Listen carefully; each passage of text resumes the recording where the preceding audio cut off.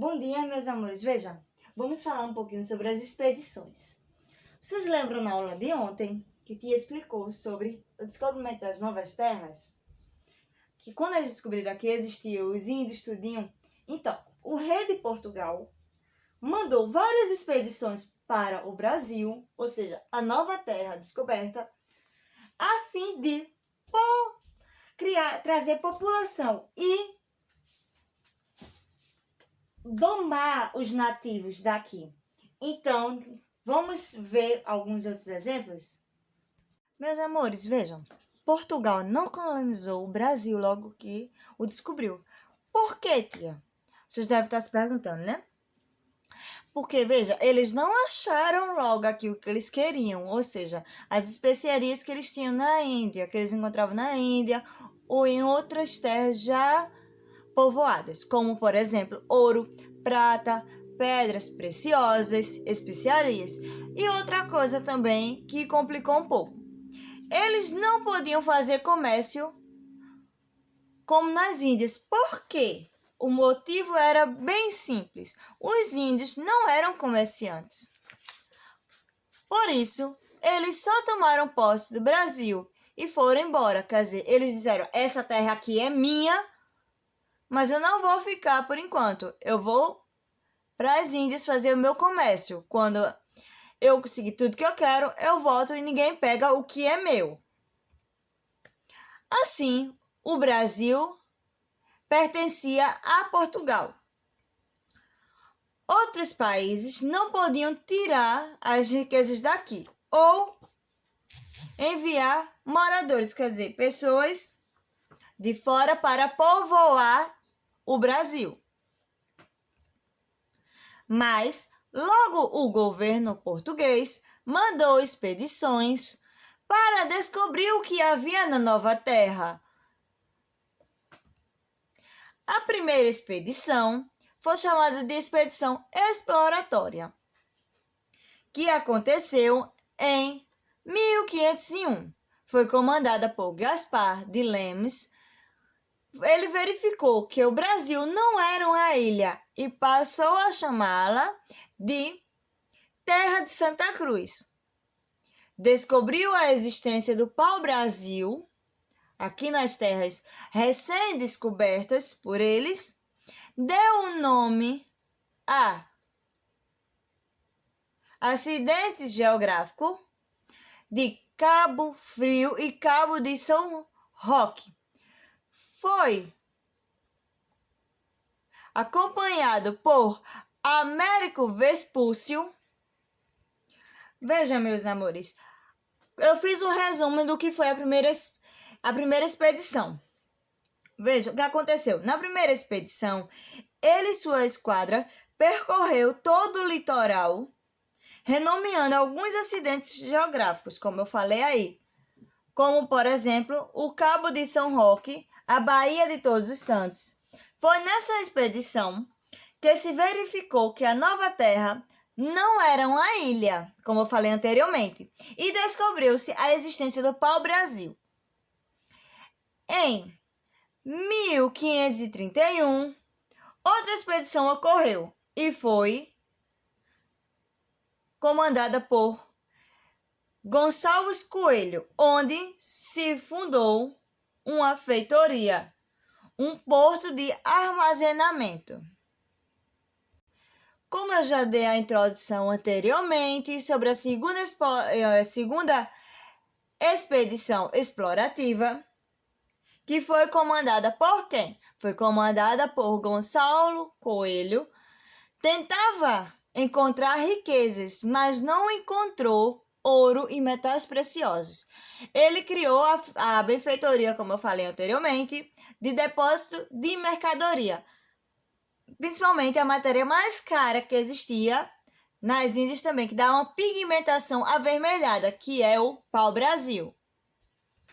Vamos agora falar um pouquinho sobre as expedições guarda-costas, que aconteceu em 1516 e 1526. Mas antes, vamos recapitular. Veja, depois de 1500, muitos navios europeus passaram a navegar pelo litoral brasileiro, principalmente os navios franceses, ingleses, espanhóis e holandeses, para policiar o nosso litoral e evitar o comércio do pau-brasil. Os portugueses organizaram expedições de guarda-costa. Como foi isso? Veja, as expedições foram comandadas por Cristóvão Jacques. Foram organizadas para combater os franceses e os holandeses que roubaram o pau-brasil do nosso litoral. Expedição colonizadora, que aconteceu em 1530.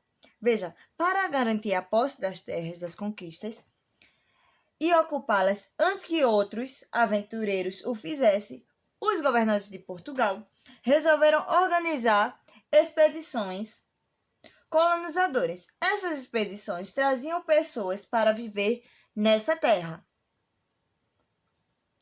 construir suas casas, fazer plantações, além de explorá-las e defendê-las. Quer dizer, eles não simplesmente só vinham aqui e morar, eles tinham que plantar e proteger a área.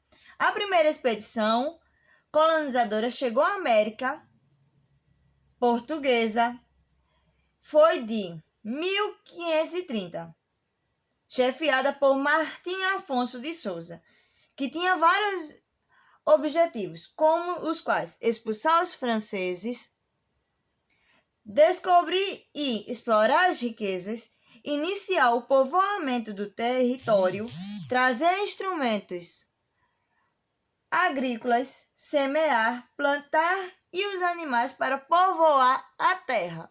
Em resumo, foi comandada por Martim Afonso de Souza, veio para iniciar a colonização do Brasil, iniciou a plantação de cana-de-açúcar. Quer dizer o seguinte, meus amores, em 1530 foi o início da plantação da cana-de-açúcar aqui. Ele também foi o fundador da Vila de São Vicente, que ocorreu no ano de 1532, trouxe sementes de plantas, animais domésticos e ferramentas.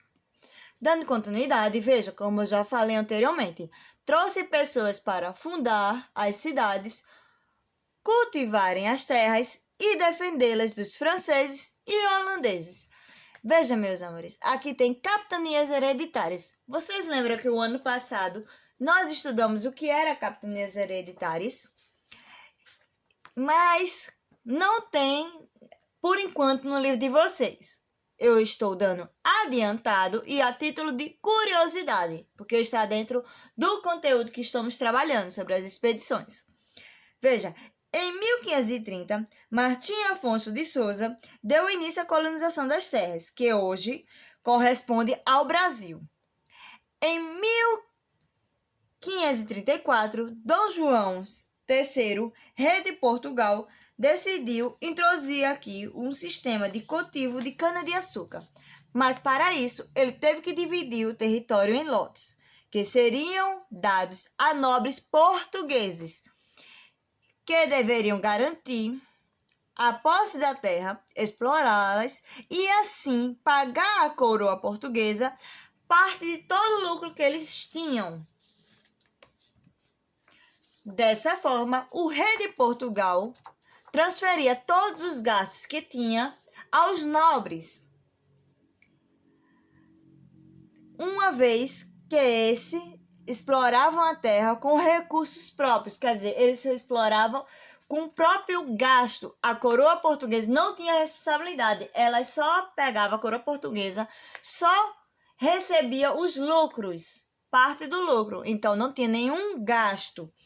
Em 1534, o sistema de capitanias hereditárias dividiu as terras brasileiras de norte a sul em 15 lotes de terra, que se estendia do litoral aos limites determinados pelo Tratado de Tordesilhas. Quer dizer, o Tratado de Tordesilhas, meus amores, foi aquele tratado que separou as terras de Portugal dos espanhóis.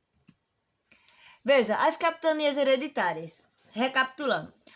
os 15 lotes de terra chamados de capitanias hereditárias, porque só podiam ser passados de pai para filho, ou seja, para o filho mais velho e nunca de vô para neto. Então, quer dizer o seguinte, meus amores, se porventura aquele dono de terra perdesse o filho, mas tivesse o seu neto, o neto não ia herdar aquelas terras. As terras foram concedidas para 12 pessoas que levaram o nome de donatários. Era a tarefa do donatário distribuir os lotes de terra, nomear autoridades, fundar vilas, escravizar os indígenas, recolher os impostos para a coroa portuguesa. Muitas capitanias fracassaram porque os donatários não se interessavam nem tomaram posse das terras. E não se interessavam por quê? Eles tinham todo o trabalho e a coroa portuguesa que saía lucrando mais do que eles mesmos. Então, dos 15 lotes, apenas 2 prosperaram, que foi a de São Vicente e a de Pernambuco.